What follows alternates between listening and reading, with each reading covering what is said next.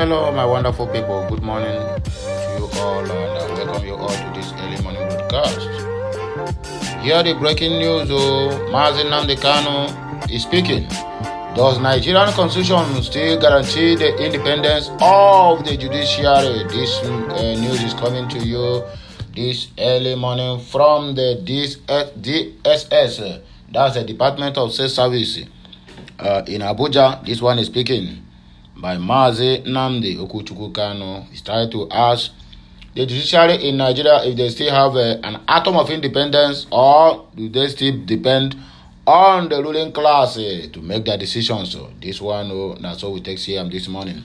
Hello, my wonderful people. Greetings to you all. If this is your first time of hearing my voice, please subscribe to my channel. And at the same time, I welcome you to this humble family. This is an Obonga channel where we speak to you the undiluted truth.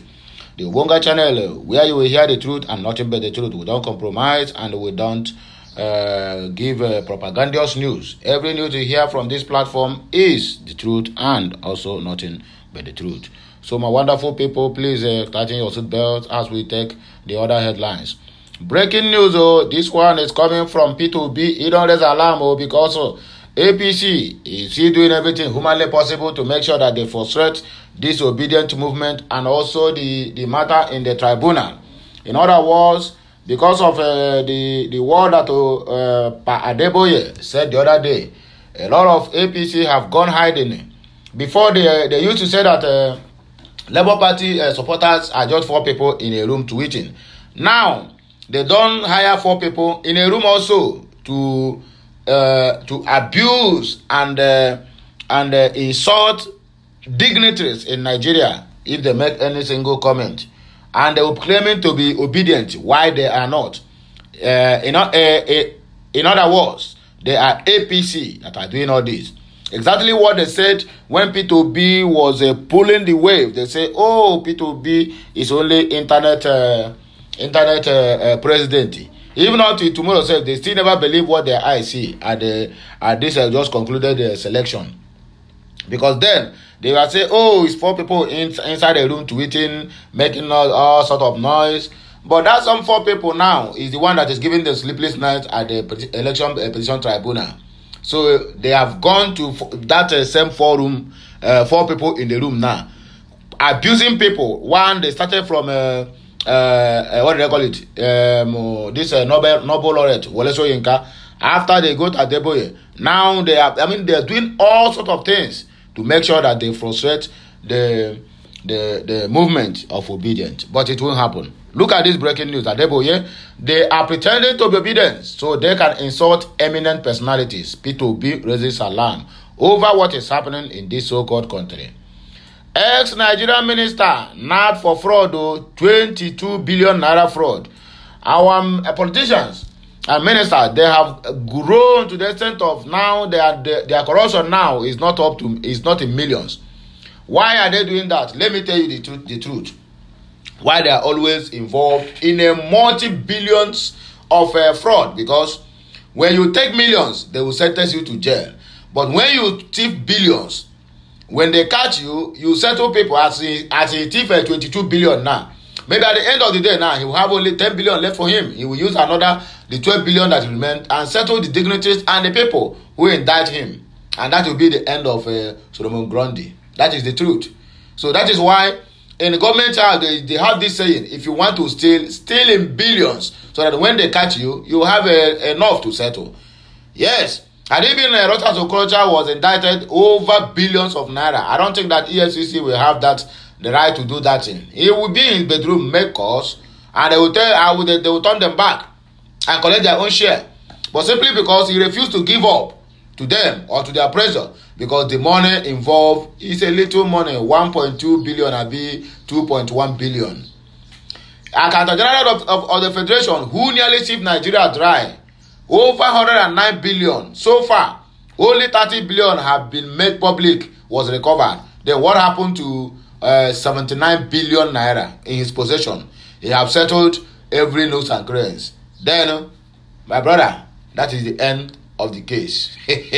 Nigeria is a joke. Nigeria is not yet ready to make any change. They are not yet ready to make any change. 63-year-old El-Rufai welcomes baby girl with a fourth wife. This is the more reason why corruption can never stop in Nigeria. That is the more reason why things keep on deteriorating every day by day. A Speaker of the House once come inside the house and said, and begin to make jest of the Nigerian people, that why he came late is because he having a meeting with his 28 children, he have 6 wives, and his wife just put to bed. Begin to talk nonsense at the expense of the poor masses watching them. And his colleagues were there laughing at him. Not even laughing at him, laughing with him, celebrating with him. He had 28 children. Somebody in the public office. So before he leave that public office, he will not do any single thing that anybody can account for. He will use that money to make sure that he set up all the whole 28 children, including the ones that born outside, that nobody knows about it. All this one is coming from public funds. And they were busy clapping for him, celebrating with him. Look at Nasri El-Rufai. 63-year-old man is still having the power to climb woman and come back and still having a baby. Tomorrow he will tell me that corruption will stop because it can never. As he started now, 4th wife, and he will still marry more. The more he marries, the more he gives children, and the more he settles almost every one of them with Nigerians' money, public funds. Then which one will be left to do anything for the poor masses? Nothing. Look at in Kaduna State. Southern Kaduna have been taken over by bandits for his past 8 years as a governor of the state. I keep on lamenting on this because the Christians are the ones they are killing. Nobody is killing the Muslims there. Nobody is killing the Fulanis or the Hausas there. But the main original Hausas, who are the Christians there, they are gradually wiping them out from their system. Simply because they are planning to Islamize Nigeria, starting from the Christians in the northwest, northeast, and the north central. It's all right. Rape. A man who don't suffer, he don't go prison for 29 good years in prison. Court says man was wrongly convicted in the US. That is what we keep hearing. And all this is mostly happen in the life of the blacks in the US. The whites, I never see anyone. One man have gone prison almost for the rest of his life for a woman that's come out and sue him or call police on him that he saw the man in dream trying to rape him. In dream. And they charge the man to court. The next one, they send the man to prison. He stayed there for almost all his life. 40 good years. 40 good years. You come out and tell me, oh, US is a practicing democracy. What kind of nonsense democracy is that? A democracy that is only the blacks is suffering it in that country. Black life matters. Is it not a flood? What offense did he committed? Nothing. They pinned the man down until he gave up the ghost. Till today, nobody talking about that again. It has been the end of the story. Blacks are not welcomed. The earlier we, the blacks, know how to handle our affairs, the better for all of us. Let the whites handle their affairs and let the blacks handle their affairs. I am not inciting anybody, but I'm saying the obvious. This life, no balance. So, my wonderful people, please let us take the very news headline we have here concerning Mazi Nnamdi Kanu, where he is still asking the judiciary if they still have an atom of independence remains on them, or they have sold all their independence to the ruling class. The 13th October 2022, Appellate Court ordered that discharged and acquitted Mazi Nnamdi Kanu of all allegations charged against him by the Nigerian government has set off widespread discussions about the rule of law in Nigeria. According to the Court of Appeal, Abuja Judicial Division in East Eruda judgment delivered on the above-mentioned death, discharged and acquitted the leader of the indigenous people of Biafra, IPOB, of all the remaining 8 counts amended charges preferred against him. The landmark judgment of the court consequently directed for his unconditional release and further prohibited the federal government of Nigeria from further detention of the IPOB leader. The court went further to rule that Kanu should not again be presented for a trial on any indictment or offense whatsoever before any court in Nigeria, But it is entirely unfortunate that the federal government of Nigeria or Fulani government of Nigeria have remorselessly violated the orders of its own court, the lawmakers that do not obey or keep their laws. As a result, many argue that the government's refusal to release Mazi Nnamdi Kanu despite the court order is a clear violation of the rule of law and a threat to Nigeria's democracy. And nothing that the Nigerian constitution guarantees the independence or the independence of the judiciary and the government is obligated to obey court orders, as failures to do so undermines the judiciary independence, weakens the rule of law, and ultimately leads to impunity. Such arguments may not be far from the truth. More so, the continued detention of Mazi Nnamdi Kanu despite the court order goes against the principle of a presumption of innocence until proven guilty. As it stands, Mazi Nnamdi Kanu has not been found guilty of any crime, and his continued detention is a violation of his fundamental human rights as long as the international court is concerned. The Nigerian government should therefore obey the court order and release Mazi Nnamdi Kanu unconditionally. This will show the world that Nigeria is a country that respects the rule of law and the fundamental human rights of its citizens. Indeed, Nigerian government's refusal to obey the court order that discharged and acquitted Mazi Nnamdi Kanu unconditionally of all allegations brought against him before the Nigeria Court of Appeal is a violation of the rule of law and a threat to Nigeria's democracy. The government should prove that they still guarantee the hope of the common man, the judiciary by respect the judiciary's independence, obeying the court orders, and release Mazi Nnamdi Kanu unconditionally as directed. Written by Obulese Chidebere, edited by Oga C.S. Madabuchi for the Family Writers Press International. When I hear them, Nigeria judiciary, when I still have any atom of independence remains on you, this is what we are asking, and that is what we are praying. The Labour Party presidential candidate Peter Obi has said that certain individuals pretending to be obedience are insulting eminent personalities in the country. But in other words, they are not obedience, they are just an intruders. Speaking via a tweet on Wednesday, the Labour Party flag bearer insisted that his followers are law-abiding individuals and would never insult prominent personalities. The former Anambra State Governor mentioned Pastor MNK Adeboye of the Redeemed Christian Church of God as one of the personalities that have been attacked. He argued that he detests any form of insult and character assassination, and so does his followers. He wrote, the use of subterfuge by people masquerading as obedience to abuse and insult eminent personalities like Most Reverend Pastor MNK Adeboye or anyone else is most unacceptable. Obedience are by and large law-abiding citizens. While differences of opinion are normal, calculated efforts to create ethnic or religious charisma, all in the name of politics, should not in any way be tolerated. As a person, I eschew name-calling, insult, and abuses. Likewise, most of my supporters. Because good begets good and evil begets evil.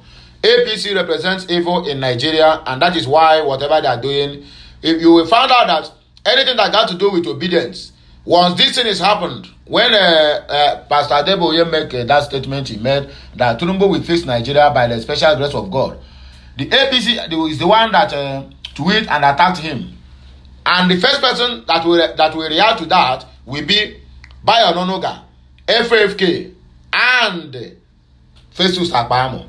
For you to know that these people, they are the one that will do it, they are the one that will hire people that do it. Festus Akpamo will make it clear to Nigerians that Labour Party is trying to do a propaganda that they will show them that they are the masters of the game. And that is exactly what is happening. We know about all these things. Maybe a lot of people have forgotten, but I myself, somebody like me, cannot forget so easily. The suggestion that some in the fringe engage in such conduct casually overlooks the fact that the political opposition deploys such methods to gain undue advantage and create confusion and bad blood. This one is coming from the former governor of Anambra State, His Excellency Peter Gringoli Obi. The Economic and Financial Crimes Commission, EFCC, has arrested and detained former Ministry of Power Saleh Maman over his connection with an alleged 22 billion naira fraud. According to the cable, Mammon who was minister under President Muhammadu Buhari from 2019 to 2021, was arrested at wee hours of Wednesday and is being detained at the headquarters of the anti-graft agency in Abuja. The arrest is connected with an investigation into alleged corruption in the execution of some power projects. The former minister was accused of conspiring with the staff of the ministry in charge of the accounts of the Zungeru and the Mambila hydroelectric power projects to divert 22 billion naira and share it amongst themselves. The investigation uncovered properties in Nigeria and overseas alleged linked to the suspect, while millions of naira and dollars have reportedly been recovered. And this money will be recovered, it will be given to who? Just of recent now, when we are shouting that the federal government of Nigeria or Buhari should return, they borrowed $800 million from the World Bank for the subsidy removal. As we are talking about that one, the same president now have dropped a request at the National Assembly to borrow another $800 million. What for? As we are talking about, and I'm talking to you right now, the president-elect is nowhere to be found. He has jet out to the US for health issues. He never yet started ruling, no. He jet out for health issues, barely 2 weeks after returning to the country. The president of the Federal Republic of Nigeria, President Muhammadu Buhari, after the coronation, all the whole dignitaries in the country, in that country, UK, have gone to their country because they are busy to put their country in order. Our own president, that ruled us for 8 years, does not have a nice dentist in Nigeria that will take care of his teeth. He has to stay back for 1 more week to meet his dentist. Nigeria, my country. He's not busy. Nigerians can die and go to hell. I mean, everybody can even drown in a river or one night. He don't care. Yeah. How the mighty has fallen. How do we get ourselves in this kind of scenario? Given our country, I mean a country of over 220 million people, to cows to rule. Because they are cows. They don't reason like human beings. Our people used to say in our Igbo adage that onye be ya na agba ọka adaghị achụ oke.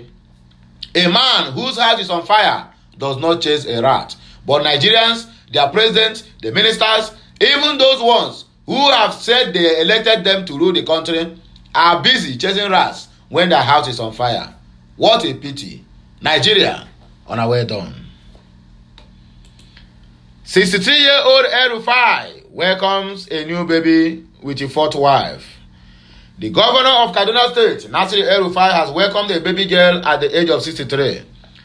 Nigeria report that the child named Fatima is her fourth with Aisha. El-Rufai's sons, Basha and Bello, took to their individual social media pages to share photos from the naming ceremony on Wednesday. With the latest El-Rufai in town, Fatima Layan, Alaya Yaraya Mana, so glad to have Auntie Ohms back, Basha wrote on the Instagram stories. A friend of the family known on Twitter as Retired Comrade also shared photos on Twitter. Let's gather here and celebrate our dear governor at El-Rufai on his newly born baby named Fatima El-Rufai Layan. Also congratulate our brothers at B. El-Rufai, at Basha El-Rufai for their latest outer in the family, he wrote. I saw the thing be El-Rufai's eldest wife Hadiza Hadiza, with whom she gave birth to Bashir and others. Meanwhile, the Kaduna governor has said it would not be part of Bola Tinubu's administration, adding that he would prefer to go to the private sector after his tenure expires on May of 29, 2023. A rape case after 29 years in prison. Imagine somebody has wasted over 29 years in prison for a crime he did not commit, for a crime he knows nothing about. It can only happen in the US and in Nigeria, because these two countries, they have no respect for rule of law, and they are not practicing democracy. They are practicing autocracy. There were mixed reactions in Louisiana, in the southeastern part of the United States of America, on Monday after a man, Patrick Brown, was released from prison after spending 29 solid good years behind bars over an alleged rape. Nigerians learned that the now 49-year-old, that is, he went there when he was 20 years old. Yeah, God have mercy. At the peak of his age, at his productive age, is when they sentenced him to jail. 49-year-old man was accused of a rape he didn't commit in 1994 and was wrongly convicted to serve life imprisonment without parole. Brown was accused of raping his then 6-year-old stepdaughter, a crime he never committed and he knows nothing about. The Guardian revealed in its report that the sexual assault survivor did not testify at the Brown trial, and beginning in 2002, she was said to have repeatedly asked for the case to be reviewed, testifying that Brown was not her real attacker. The case, however, was swept under the rugs and not investigated again until recent years. And they say simply because this one have to do with a black man. In the recent rewind the case, Olen's Parish District Attorney Jason Williams said, "It is incredibly disheartening to know that this woman was dismissed and ignored, no matter how inconvenient her truth, when all she wanted was the real offender to be held responsible." When someone is wrongly convicted, not only is it an injustice for the person who has years of their life stolen, but it is an injustice for the victim and the people of New Orleans, because the rape perpetrator is left to harm others. The office asked the court to vacate Brown's conviction, and Judge Calvin Lewis presided over a hearing on Monday, after which Brown was released. It was, however, unclear whether the accuser was charged for her wrong claims earlier that made Brown serve almost 3 decades behind bars. This is heartbreaking. I must tell you the truth. I don't know him. I don't know where he come from. I'm not related with him, but it touches my heart. It touches my heart. I must say the gospel truth. All this inhuman treatment in the US to the blacks is getting out of hand.